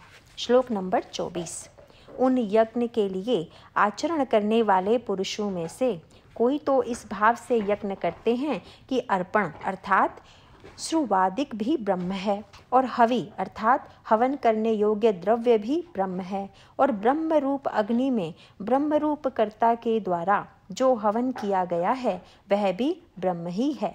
इसीलिए ब्रह्म रूप कर्म में समाधिस्थ हुए उस पुरुष द्वारा जो प्राप्त होने योग्य है वह भी ब्रह्म ही है। विविध यज्ञ ब्रह्मज्ञानी द्वारा किया गया यज्ञ। इस श्लोक में उस ज्ञानी व्यक्ति का वर्णन करते हैं जिसकी दृष्टि से संसार की विविधता भली प्रकार लुप्त हो गई है और जिसके लिए हर वस्तु ब्रह्म का ही रूप है। कर्मों को करने वाला भी ब्रह्म है, क्रियाएं भी ब्रह्म हैं और जो कुछ क्रिया द्वारा किया जा रहा है वह भी ब्रह्म है। इस श्लोक में हवन की क्रिया का उदाहरण लेते हुए बताते हैं कि ऐसे व्यक्ति के लिए अर्पण भी ब्रह्म है। अर्पण उस श्रुवा को कहते हैं जिसके द्वारा हवन में घी डाला जाता है। इसके अतिरिक्त हवन किया जाने वाला द्रव्य जैसे सामग्री, साकल्य इत्यादि भी ब्रह्म है। हवन करने वाला भी ब्रह्म है, अग्नि भी ब्रह्म है और आहुति देने की क्रिया भी ब्रह्म है। ऐसा ज्ञान योगी निरंतर ब्रह्म में ही स्थित है। उसके लिए ब्रह्म के सिवा किसी वस्तु की सत्ता नहीं है और इसलिए वह नित्य ब्रह्म को ही प्राप्त है। संबंध: कुछ व्यक्ति इस प्रकार की उच्च स्थिति में नहीं होकर अन्य प्रकार के यज्ञ करते हैं। उनमें से 2 श्रेणियों के व्यक्तियों का वर्णन करते हुए बताते हैं। श्लोक 25। दूसरे योगी जन देवताओं के पूजन रूप यज्ञ को ही अच्छी प्रकार करते हैं और दूसरे ज्ञानी जन पर ब्रह्म परमात्मा रूप अग्नि में यज्ञ के द्वारा ही यज्ञ को हवन करते हैं। देवताओं का पूजन रूप यज्ञ और आत्मा का परमात्मा में हवन।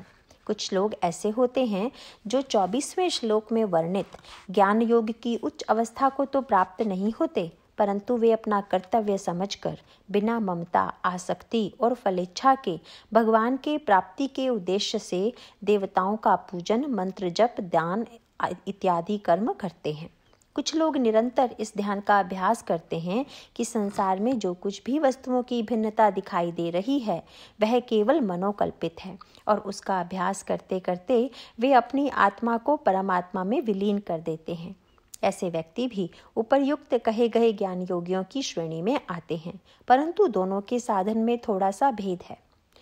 24वें श्लोक में वर्णित ज्ञान योगी सब में ब्रह्म बुद्धि रखता है, परंतु इस श्लोक की दूसरी पंक्ति में वर्णित योगी जगत की विविधता को मनोकल्पित मानकर अपनी आत्मा को परमात्मा में विलीन करता है। यही उसका यज्ञ को यज्ञ में ही हवन कर देना है। संबंध: इस प्रकार 24वें श्लोक में ब्रह्म को प्राप्त ज्ञान योगी और 25वें श्लोक में देव पूजन करने वाले योगी और आत्मा परमात्मा में अभेद दर्शन करने वाले योगियों का वर्णन करके अब अगले श्लोक में 2 अन्य प्रकार के योगियों का वर्णन करते हैं। श्लोक नंबर 26। अन्य योगी जन श्रोत्रादिक सब इंद्रियों को विषयों से रोककर अपने वश में कर लेते हैं। दूसरे योगी लोग शब्दादिक विषयों को इंद्रिय रूप अग्नि से हवन करते हैं, अर्थात राग द्वेष रहित इंद्रियों द्वारा विषयों को ग्रहण करते हुए भी भस्म रूप करते हैं। इंद्रियों का संयम और विषयों का हवन। इस श्लोक की पहली पंक्ति में उन योगियों का वर्णन है जो अपनी इंद्रियों को अपनी इच्छा शक्ति के बल से पूर्ण नियंत्रण में रखते हैं। यही उनका अपनी इंद्रियों को संयम रूप अग्नि में हवन करना है। इससे भिन्न उन योगियों का इस श्लोक की दूसरी पंक्ति में वर्णन किया गया है जो अपनी इंद्रियों द्वारा विषयों को ग्रहण तो करते हैं, परंतु इस प्रकार अनुकूल अथवा प्रतिकूल विषयों को ग्रहण करने पर भी अपने अंतःकरण में किसी प्रकार का विकार नहीं आने देते।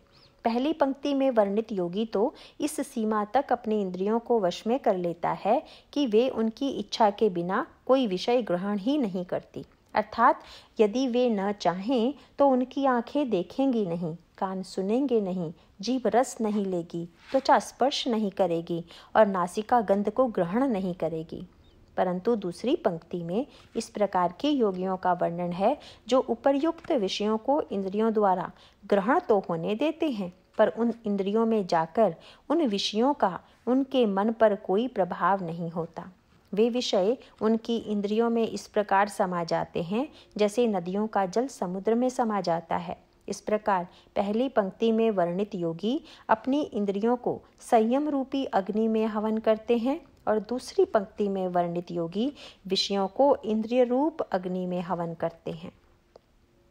संबंध: इन 5 श्रेणियों के योगियों का वर्णन उपर्युक्त 3 श्लोकों में किया गया है। अब इसके आगे एक और श्रेणी के योगियों का वर्णन करते हुए कहते हैं।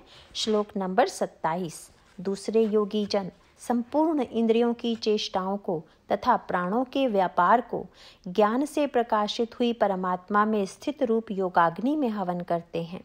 आत्म संयम रूप यज्ञ इस श्लोक में वर्णित योगी विषयों को ग्रहण करते हैं, परंतु उनके आधार पर की जाने वाली इंद्रियों की क्रियाओं को और प्राणों की क्रियाओं को समाधि की अवस्था में रोक लेते हैं। यह ध्यान योग की एक उच्च अवस्था है। इसमें इंद्रियों की और प्राणों की समस्त क्रियाएं भगवान के ध्यान में लय हो जाती हैं। यह प्रश्न उठ सकता है कि जब नींद गहरी होती है तब भी इंद्रियों की और प्राणों की क्रियाएं रुक जाती हैं, परंतु उस समय मन में ज्ञान की ज्योति नहीं होती। इसके विपरीत समाधि की अवस्था पूर्ण चेतनता की अवस्था है। यही उसका गाढ़ी निद्रा से गहरा भेद है। संबंध अब अन्य प्रकार के कुछ यज्ञों का वर्णन करते हुए कहते हैं। श्लोक नंबर 28। दूसरे कई पुरुष ईश्वर अर्पण बुद्धि से लोक सेवा में द्रव्य लगाने वाले हैं, वैसे ही कई पुरुष स्वधर्म पालन रूप तप यज्ञ को करने वाले हैं और कई अष्टांग योग रूप यज्ञ को करने वाले हैं। दूसरे अहिंसा आदि तीक्ष्ण व्रतों से युक्त यत्नशील पुरुष भगवान के नाम का जप तथा भगवत प्राप्ति विषयक शास्त्रों का अध्ययन रूप ज्ञान यज्ञ के करने वाले हैं। द्रव्य यज्ञ, तप यज्ञ, अष्टांग योग यज्ञ, स्वाध्याय ज्ञान यज्ञ। नंबर 1, द्रव्य यज्ञ। नियम और न्याय के अंतर्गत प्राप्त धन से अपना नाम होने की इच्छा को त्याग कर केवल लोक कल्याण के लिए उस धन को लगाना द्रव्य यज्ञ कहलाता है। जैसे कुएं, मंदिर, औषधालय, विद्यालय इत्यादि बनवाना और विद्यार्थी, गौं, विद्वान जनों इत्यादि की निस्वार्थ भाव से सेवा करना और उसमें द्रव्य का उपयोग करना भी एक प्रकार का यज्ञ है। नंबर 2, तप यज्ञ। परमात्मा की प्राप्ति के उद्देश्य से व्रत, उपवास इत्यादि करना, धर्म पालन के लिए कष्ट सहना, वस्त्रों और वस्तुओं का कम से कम संग्रह करना या बिल्कुल न करना, अन्न का त्याग कर देना, सर्दी गर्मी को उपेक्षा भाव से सहना, इन सब से शरीर व मन की सहन शक्ति बढ़ती है। इस प्रकार क्रियाओं को भगवान के ध्यान के लिए करना तप यज्ञ कहलाता है। नंबर 3, योग यज्ञ। पातंजल योग दर्शन में चित्त की वृत्तियों के निरोध को ही योग बताया गया है। बहुत से साधक परमात्मा की प्राप्ति के लिए इस योग का साधन करते हैं। इस योग के 8 अंग हैं जो इस प्रकार हैं। नंबर 1, यम। नंबर 2, नियम। नंबर 3, आसन। नंबर 4, प्राणायाम। नंबर 5, प्रत्याहार। नंबर 6, धारणा। नंबर 7, ध्यान और नंबर 8, समाधि। योग के इन 8 अंगों का विवेचन होने के कारण इस योग को अष्टांग योग भी कहा जाता है। इनका विस्तार पूर्वक विवरण पातंजल योग की पुस्तकों में देखा जा सकता है। नंबर 4, स्वाध्याय ज्ञान यज्ञ। भगवान के तत्व का और उनके गुण प्रभाव और लीलाओं का और उनके निर्गुण, सगुण, साकार, निराकार स्वरूप का वर्णन जिन शास्त्रों में है, उनका इसलिए अध्ययन करना जिससे भगवान में प्रीति हो, यह स्वाध्याय ज्ञान यज्ञ कहलाता है। इसमें भगवान की स्तुति, उनके नाम और गुणों का कीर्तन भी सम्मिलित है। प्रयत्नपूर्वक इस तरह के यज्ञों को करने में दृढ़ निश्चय शक्ति की आवश्यकता होती है और परमात्मा की प्राप्ति रूप फल के सामने शरीर इत्यादि का कष्ट बिल्कुल गौण लगता है। संबंध अब 2 श्लोकों में प्राणायाम संबंधी यज्ञों का वर्णन करते हैं। श्लोक नंबर 29। दूसरे योगी जन अपान वायु में प्राण वायु को हवन करते हैं, वैसे ही अन्य योगी जन प्राण वायु में अपान वायु को हवन करते हैं तथा अन्य योगी जन प्राण और अपान की गति को रोककर प्राणायाम के परायण होते हैं। श्लोक नंबर 30। दूसरे नियमित आहार करने वाले योगी जन प्राणों को प्राणों में ही हवन करते हैं। इस प्रकार यज्ञों द्वारा जिनके पाप नष्ट हो गए हैं, ऐसे ये सभी पुरुष यज्ञों को जानने वाले हैं। प्राणायाम संबंधी यज्ञ। श्वास और प्रश्वास की क्रिया में जब बाहर की वायु भीतर प्रवेश करती है तो उसे अपान की गति मानते हैं, क्योंकि अपान की गति नीचे की ओर होती है। प्रश्वास लेते समय जब अंदर की वायु को बाहर निकालते हैं तब उसे प्राण की गति कहते हैं, क्योंकि प्राण की गति ऊपर की ओर होती है। जब प्राण बाहर की वायु को अंदर खींचकर वहां उसको रोक देते हैं तो उसे आभ्यंतर कुंभक कहते हैं। यही अपान वायु में प्राणवायु का हवन करना है। परंतु जब फेफड़ों को खाली करने के लिए भीतर की वायु को बाहर निकालकर बाहर ही रोक दिया जाता है तो उसे बाह्य कुंभक कहते हैं। यही प्राणवायु में अपान वायु का हवन करना है।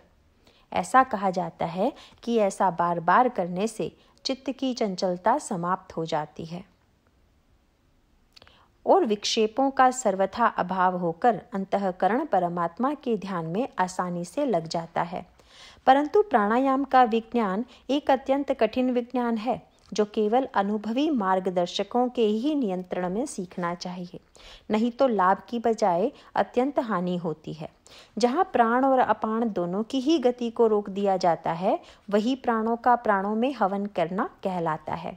इस श्लोक की दूसरी पंक्ति में सब प्रकार के यज्ञों को जानने वालों को यज्ञ द्वारा पापों का नाश कर देने में समर्थ कहा गया है। परंतु इन सब यज्ञों के भिन्न भिन्न प्रकार होते हुए भी एक बात सब में अनुगत है, वह है निस्वार्थ भाव से केवल परमात्मा की प्रीति और उनकी प्राप्ति के लिए यज्ञों का संपादन करना। इनमें से किसी यज्ञ को कामना पूर्ति के लिए करने में कर्म बंधन से मुक्ति नहीं मिलती।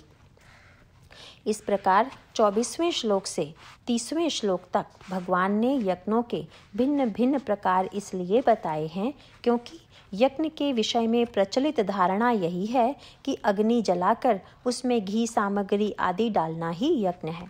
इस प्रचलित भावना को संशोधित करते हुए भगवान ने उन सभी कर्मों को यज्ञ की परिभाषा में ले लिया जो भगवान की प्राप्ति के लिए समर्पण बुद्धि से विधि पूर्वक किए जाते हैं। संबंध। अब भगवान बताते हैं कि यज्ञ करने के क्या लाभ हैं और न करने से क्या हानि है। श्लोक नंबर 31। हे कुरुश्रेष्ठ अर्जुन, यज्ञों के परिणाम स्वरूप ज्ञानामृत को भोगने वाले योगी जन सनातन पर ब्रह्म परमात्मा को प्राप्त होते हैं और यज्ञ रहित पुरुष को यह मनुष्य लोक भी सुखदायक नहीं है, फिर परलोक कैसे सुखदायक होगा।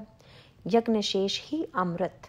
इस श्लोक में यज्ञ से बचे हुए अमृत का वर्णन आया है। हवन करने के बाद बचा हुआ अन्न या प्रसाद यज्ञ शेष अमृत कहलाता है। परंतु भगवान ने जिस प्रकार यज्ञ का व्यापक रूप लिया है, उस प्रकार परमात्मा की प्राप्ति के लिए समर्पण बुद्धि से किए गए सभी कर्तव्य कर्मों को करने से साधक का मन शुद्ध हो जाता है। परमात्मा के निमित्त कर्म करने का भाव ऐसा आनंददायक है कि उसकी तुलना में सांसारिक भोग हल्के, फीके और तुच्छ लगने लगते हैं। इस प्रकार मन में जो शुद्ध भाव और आनंद रहता है उसको यज्ञ शेष अमृत समझना चाहिए।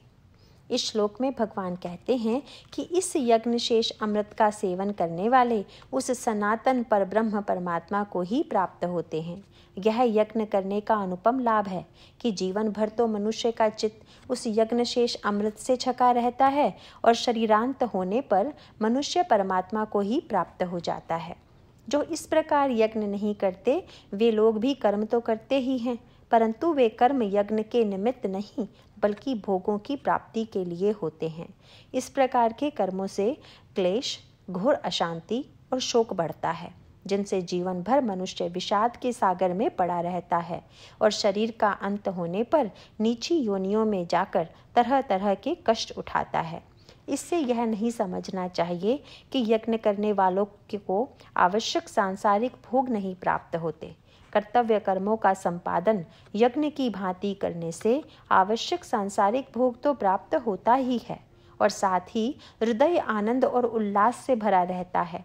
शरीरांत होने पर मनुष्य अपने जीवन के परम लक्ष्य को प्राप्त कर लेता है। संबंध। इस प्रकार भगवान ने कर्म तत्व का विस्तार पूर्वक वर्णन किया है। अब उसका फल बताते हुए कहते हैं। श्लोक 32। ऐसे बहुत प्रकार के यज्ञ वेद की वाणी में विस्तार से वर्णन किए गए हैं। उन सब को शरीर, मन और इंद्रियों की क्रिया द्वारा ही संपन्न होने वाले जान। इस प्रकार तत्व से जानकर निष्काम कर्म योग द्वारा संसार बंधन से मुक्त हो जाएगा। यज्ञ का संपादन कर्मों द्वारा। वेद की वाणी में विभिन्न प्रकार के यज्ञों की व्यवस्था की गई है, परंतु सार रूप से यज्ञों के वे सभी भिन्न भिन्न प्रकार भगवान द्वारा बताए गए ऊपर के श्लोकों में संक्षिप्त रूप में आ गए हैं। इन सब यज्ञों में एक बात सर्वानुगत है, वह यह है कि जहाँ किसी भी प्रकार का यज्ञ हो उसका संपादन मन, इंद्रिय और शरीर की क्रियाओं द्वारा ही होता है। इस श्लोक में भगवान बताते हैं कि मन, इंद्रियों और शरीर द्वारा तो कर्म होते रहना स्वाभाविक है, परंतु उन कर्मों को यज्ञ का रूप दे देने से मनुष्य कर्म बंधन से मुक्त हो जाता है। संबंध: विभिन्न प्रकार के यज्ञों की परस्पर तुलना यदि की जाए तो उनमें से किस प्रकार के यज्ञ करने में सुगम और श्रेष्ठ फल देने वाले होते हैं, यह बताते हुए भगवान कहते हैं। श्लोक 33: हे अर्जुन, सांसारिक वस्तुओं से सिद्ध होने वाले यज्ञ से ज्ञान रूप यज्ञ सब प्रकार से श्रेष्ठ है, क्योंकि हे पार्थ, संपूर्ण यावन मात्र कर्म ज्ञान में समाप्त होते हैं, अर्थात ज्ञान ही उनकी पराकाष्ठा है। द्रव्यमय यज्ञ से ज्ञान यज्ञ श्रेष्ठ। द्रव्यमय यज्ञ उन यज्ञों को कहते हैं जिनमें किसी प्रकार से भी विभिन्न द्रव्यों का उपयोग होता है, जैसे हवन करने में घी, मीठा, तिल, चंदन, कपूर इत्यादि द्रव्य की आवश्यकता होती है। दान रूपी यज्ञ करने में धन की आवश्यकता होती है। सार्वजनिक उपयोग के लिए कुएं, तालाब, औषधालय, धर्मशाला आदि बनवाने में भी धन और विभिन्न प्रकार के द्रव्यों की आवश्यकता होती है।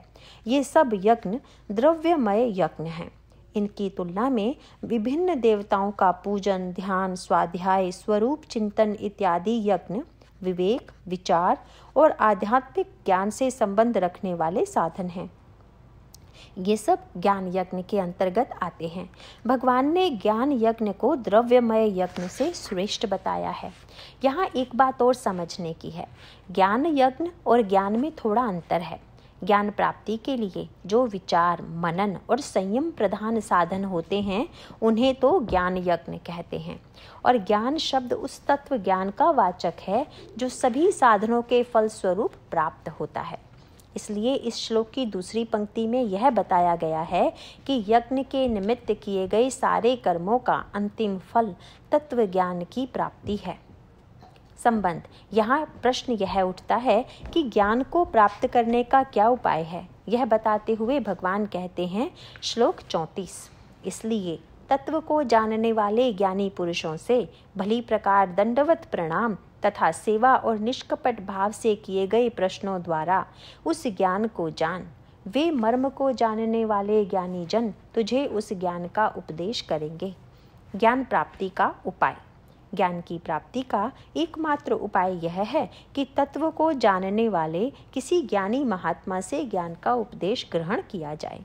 तत्वज्ञानी महात्मा के पास जाकर क्या करना चाहिए, उसे इस प्रकार बताते हैं। नंबर 1, पहले तो तत्वज्ञानी महात्मा को दंडवत प्रणाम करना चाहिए। दंडवत प्रणाम करने से मन का झुकाव भी महात्मा के प्रति हो जाता है। ऐसा करने से महात्मा द्वारा जो कुछ बताया जाता है वह ठीक ठीक मन पर अंकित हो जाता है। दंडवत प्रणाम करने से हम ज्ञानी महात्मा को कुछ नहीं देते, उसे तो केवल थोड़ा सा आदर भाव का अनुभव होता है, परंतु हम अपने को जरूर इस योग्य कर लेते हैं कि जो कुछ हमें बताया जाए वह ठीक ठीक ग्रहण हो जाए। नल के नीचे पात्र को सीधा रखने से पात्र पानी ग्रहण करने के योग्य हो जाता है, और उसी पात्र को यदि उल्टा रख दिया जाए तो सारा पानी व्यर्थ जाता है। इसी प्रकार दंडवत प्रणाम केवल शरीर का ही नहीं बल्कि मन का होना चाहिए। नंबर 2, दूसरी बात जो बताई गई है वह परिप्रश्न है। परिप्रश्न से तात्पर्य यह है कि जो भी प्रश्न किया जाए वह अत्यंत विनम्रता पूर्वक, कपट छोड़कर और केवल अपनी शंका के निवारण के लिए किया जाए। उसमें तर्क वितर्क उठाने, ज्ञानी पुरुष की परीक्षा लेने या उसे नीचा दिखाने का भाव तो ज्ञान का विरोधी है। प्रश्न अवश्य पूछे जाएं, पर हृदय की सरलता से और ज्ञान प्राप्ति करने की इच्छा से ही पूछे जाएं। नंबर 3, तीसरी बात है सेवा। तत्वज्ञानी महापुरुषों के दैनिक जीवन की आवश्यकताओं को यथा सामर्थ्य पूरा करना, उनको सुख पहुंचाने की चेष्टा करना, उनकी आज्ञा का पालन करना, यह सब सेवा के अंदर आ जाता है। बहुधा यह शंका उठती है कि ज्ञानी महात्मा मिलते कहाँ हैं, परंतु इस कठिनाई का कारण यह नहीं है कि ज्ञानी महात्मा दुष्प्राप्य हैं। वास्तव में यदि शिष्य का हृदय कपटहीन और उसकी जिज्ञासा सच्ची हो तो ज्ञानी महापुरुष सुगमता से प्राप्त होता है, परंतु अधिकांश रूप में तत्व ज्ञान जानने की सच्ची अभिलाषा नहीं होती। ज्ञानी महात्मा को तो स्वयं सच्चे शिष्यों की तलाश रहती है। हाँ, तत्व ज्ञान के प्रति हल्की फुल्की और सैर सपाटे की दृष्टि यदि होती है तो ज्ञानी महात्मा दृष्टिगोचर नहीं होते। संबंध। अब भगवान एक अत्यंत महत्वपूर्ण बात कहते हैं। आखिर यह कैसे पता चले कि हम तत्व ज्ञान की प्राप्ति के मार्ग पर ठीक ठीक चल रहे हैं? इसको बताने के लिए भगवान कहते हैं, श्लोक 35, जिसको जानकर तू फिर इस प्रकार के मोह को नहीं प्राप्त होगा, और हे अर्जुन, जिस ज्ञान के द्वारा सर्वव्यापी अनंत चेतन रूप हुआ, अपने अंतर्गत समष्टि बुद्धि के आधार संपूर्ण भूतों को देखेगा और उसके उपरांत मेरे में अर्थात सच्चिदानंद स्वरूप में एक ही भाव हुआ सच्चिदानंदमय ही देखेगा। तत्वज्ञान प्राप्ति की कसौटी। तत्व ज्ञान की प्राप्ति हो रही है या नहीं हो रही है, इसके परीक्षण के लिए इस श्लोक में 3 कसौटियाँ दी गई हैं। नंबर 1, मोह दूर होना। नंबर 2, अपने में संपूर्ण भूत प्राणियों को देखना। नंबर 3, सबको परमात्मामय देखना। नंबर 1, मोह दूर होना। जैसे जैसे तत्वज्ञान की प्राप्ति होती है, हृदय से मोह का अहंकार उसी प्रकार समाप्त होने लगता है जिस प्रकार प्रातः काल के समय जैसे जैसे सूर्य उदय होता है, वैसे वैसे रात्रि का अंधकार समाप्त होकर सर्वत्र प्रकाश छा जाता है। मोह की दशा समाप्त होने से सांसारिक वस्तुओं में ममता समाप्त हो जाती है और उसके स्थान पर समता आ जाती है। सांसारिक वस्तुओं के उपभोग की इच्छा समाप्त हो जाती है और उनके उपयोग की दृष्टि आ जाती है। राग द्वेष समाप्त हो जाता है और हृदय एक अद्भुत आनंद से परिपूर्ण हो जाता है। नंबर 2, अपने में संपूर्ण भूत प्राणियों को देखना। मोह की अवस्था में हर प्राणी में अन्यता का भाव रहता है और हर प्राणी से केवल स्वार्थ सिद्धि का संबंध रहता है।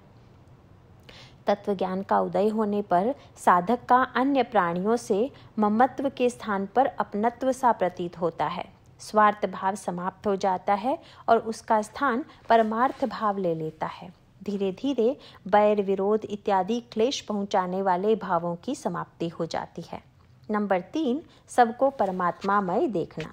जब सब भूत प्राणियों से इस प्रकार आत्मभाव हो जाता है तो धीरे धीरे यही भाव उन्नति को प्राप्त होकर परमात्म भाव में बदल जाता है। इसका अर्थ यह है कि सर्वत्र सब परिस्थितियों में भगवान की ही लीला का दर्शन होने लगता है, जिससे क्लेश, विषाद और संताप सदा के लिए समाप्त हो जाते हैं। फिर किससे घृणा हो, किससे शोक हो और कौन सा मोह हो। यही परम पद की प्राप्ति और परमात्मा में प्रविष्ट हो जाना है। संबंध। अब प्रश्न यह उठता है कि इस प्रकार ज्ञान प्राप्त होने से क्या पाप कर्मियों का भी उद्धार हो जाता है? इस प्रश्न का उत्तर भगवान देते हैं। श्लोक 36, यदि तू सब पापियों से भी अधिक पाप करने वाला है तो भी ज्ञान रूप नौका द्वारा निस्संदेह संपूर्ण पापों को अच्छी प्रकार तर जाएगा। यदि सब पापियों से भी बढ़कर कोई पाप करने वाला हो तो भी ज्ञान प्राप्ति के बाद वह अपनी पाप राशि का भली भांति उल्लंघन कर जाता है। यह बात अवश्य है कि अधिकांश पाप कर्मों में रत होने वालों का हृदय इतना कलुषित हो जाता है कि उनमें ज्ञानी महात्मा पुरुषों के पास जाने की प्रवृत्ति ही उत्पन्न नहीं होती। परंतु यदि ऐसा हो जाए तो ज्ञानी महात्मा एकदम उसके हृदय को पलट देते हैं और तत्व ज्ञान का उपदेश पाकर बड़े से बड़ा पापी भी पाप समुद्र से तर जाता है। इसके अनेक उदाहरण मिलते हैं। वाल्मीकि जब ऋषियों के संपर्क में आए तो उनके एक प्रश्न ने ही उनके जीवन को ऐसे मोड़ दिया कि वे आदि कवि बने और उन्होंने सर्वप्रथम रामायण की रचना की। ऐसी ही एक घटना कुछ वर्ष पूर्व की है। एक मद्यप स्वामी दयानंद के व्याख्यान को सुनकर एक क्षण में बदल गया। और उनका शिष्य बन गया। शिष्य बनने के बाद उसने भगवान की भक्ति से संबंधित कई भजनों की रचना की, जिन्हें लोग अब तक बड़े प्रेम से गाते हैं। संबंध, यहाँ यह शंका उठती है कि इस प्रकार से पापियों द्वारा अथवा अन्य लोगों द्वारा पहले से किए हुए जो कर्म होते हैं, उनके फलों का फिर क्या होता है। इसको बताते हुए कहते हैं, श्लोक 37, क्योंकि हे अर्जुन, जैसे प्रज्वलित अग्नि ईंधन को भस्म कर देती है, वैसे ही ज्ञान रूप अग्नि संपूर्ण कर्मों को भस्म कर देती है। तत्व ज्ञान की अग्नि में सब कर्म भस्म। तत्व ज्ञान की प्राप्ति करना ऐसा ही है जैसे धधकती हुई आग जलाना। जिस प्रकार ऐसी आग सारे ईंधन को जलाकर राख कर देती है, उसी प्रकार ज्ञान की अग्नि भी सारे कर्मों को भस्म कर देती है और उसके साथ ही साथ मनुष्य के सारे विकार और सारे कर्म फल भी जलकर राख हो जाते हैं। जिस प्रकार स्वप्न देखने वाला पुरुष स्वप्न की घटनाओं से सुख और दुख की प्राप्ति करता रहता है, परंतु स्वप्न से जगते ही स्वप्न की घटनाएं अपने सुख दुख के प्रभाव सहित विलीन हो जाती हैं और फिर उस पुरुष का उनसे कोई संबंध नहीं रहता। इसी प्रकार ज्ञान की प्राप्ति के बाद मनुष्य अपने स्वरूप से में जागृत हो जाता है और फिर मोह की अवस्था में किए हुए कर्मों और उनके फल से उसका कोई संबंध नहीं रहता। संबंध, यहाँ यह जिज्ञासा होती है कि क्या तत्व ज्ञान की प्राप्ति का कोई अन्य उपाय भी है। इसके उत्तर में कहते हैं, श्लोक 38, इसलिए इस संसार में ज्ञान के समान पवित्र करने वाला निस्संदेह कुछ भी नहीं है। उस ज्ञान को समत्व बुद्धि रूप योग के द्वारा अच्छी प्रकार शुद्धांतःकरण हुआ पुरुष अपने आप कुछ काल में आत्मा में अनुभव करता है। समत्व योग से ज्ञान प्राप्ति। इस श्लोक की पहली पंक्ति में भगवान तत्व ज्ञान की महिमा बताते हैं। तत्व ज्ञान के समान पवित्र करने वाली अन्य कोई वस्तु संसार में नहीं है, परंतु यदि कोई पुरुष कर्म योग के अभ्यास से अपने अंतःकरण को शुद्ध कर ले, तो थोड़े समय के बाद उस ज्ञान को ऐसा पुरुष अपनी आत्मा में स्वयं पा लेता है। इसमें दो बातें ध्यान में रखनी हैं। इसमें काल का परिमाण ऐसा है कि कर्मयोग के अभ्यास में तत्परता गहनता के अनुसार ज्ञान का उदय शीघ्र अथवा विलंब से होता है। दूसरे, कर्मयोग की गहनता के अनुपात में अंतःकरण की शुद्धि भी शीघ्र अथवा विलंब से होती है। यदि तत्परता से और गहनता पूर्वक प्रत्येक कर्म को आसक्ति और फल त्याग के साथ संपादित किया जाए, तो बहुत शीघ्र हृदय में तत्व ज्ञान का प्रकाश हो जाता है। संबंध, सांख्य योग और कर्म योग का रहस्य अब तक बताया गया है। अब इसके द्वारा ज्ञान प्राप्ति के लिए उत्सुक व्यक्ति में क्या गुण होने चाहिए, यह बताते हैं। श्लोक 39, हे अर्जुन, जितेंद्रिय तत्पर हुआ श्रद्धावान पुरुष ज्ञान को प्राप्त करता है। ज्ञान को प्राप्त होकर तत्क्षण भगवत प्राप्ति रूप परम शांति को प्राप्त हो जाता है। इस श्लोक में केवल 3 गुणों की आवश्यकता बताई गई है। नंबर 1 श्रद्धा, नंबर 2 तत्परता, नंबर 3 संयतेंद्रिय होना। नंबर 1 श्रद्धा, अपने साधन में और साधन का मार्ग बतलाने वाले में श्रद्धा होनी चाहिए। श्रद्धा का तात्पर्य यह है कि साधन में तो यह विश्वास होना चाहिए कि इससे मेरा कल्याण अवश्य होगा। इस प्रकार साधन के प्रति प्रीति का भाव उत्पन्न होगा और उससे मनुष्य उकताएगा नहीं। साधन बताने वाले के प्रति श्रद्धा होने का तात्पर्य यह है कि उसमें पूज्य भाव हो और उसकी सामर्थ्य में पूरा विश्वास हो। इन गुणों से युक्त होना ही श्रद्धावान होना है। नंबर 2 तत्परता। तत्परता का अर्थ है साधन में लगन होना और निरंतरता होना। कभी साधन किया, कभी छोड़ दिया, इससे कोई लाभ नहीं होता।